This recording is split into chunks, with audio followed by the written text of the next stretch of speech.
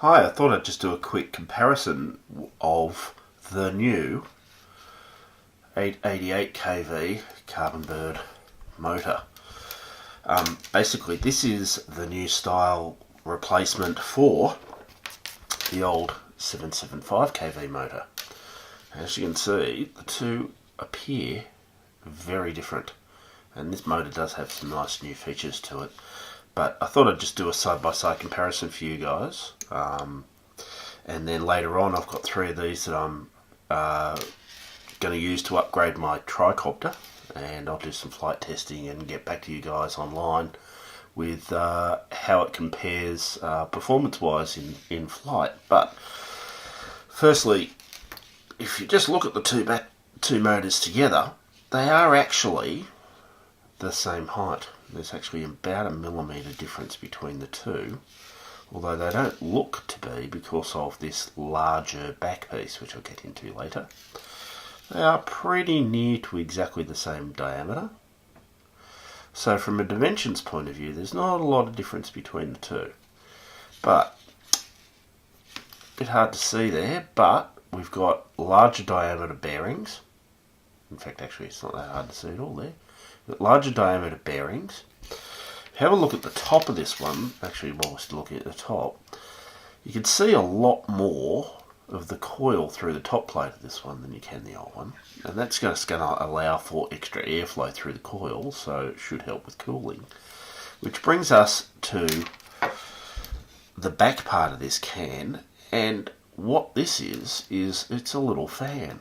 So it's actually going to help force air. Just the shape of this back plate is going to help force air through the coils and also aid in cooling.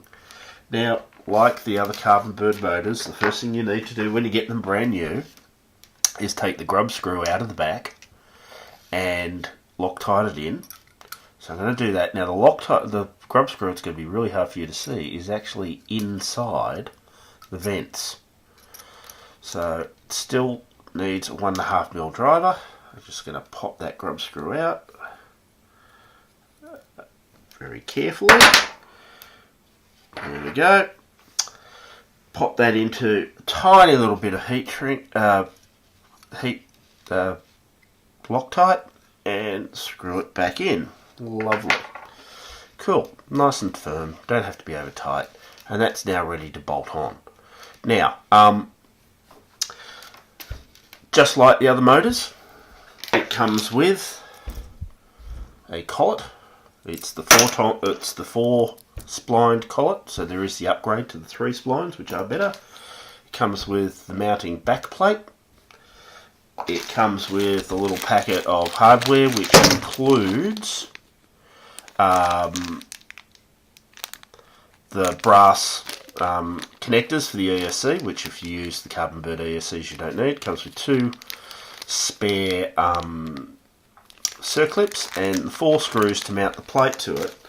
The other thing, of course, it comes with is a spare shaft, which I'm really glad these things come with. I cannot measure a difference between this shaft and the old shaft, so it looks like if you've got old shafts from the older motors lying around, you can use those.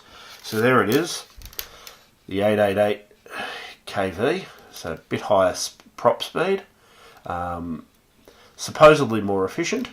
We'll see once I get it in the air, and just a really nice, much nicer looking motor. It does actually look like, something that's going to do some work.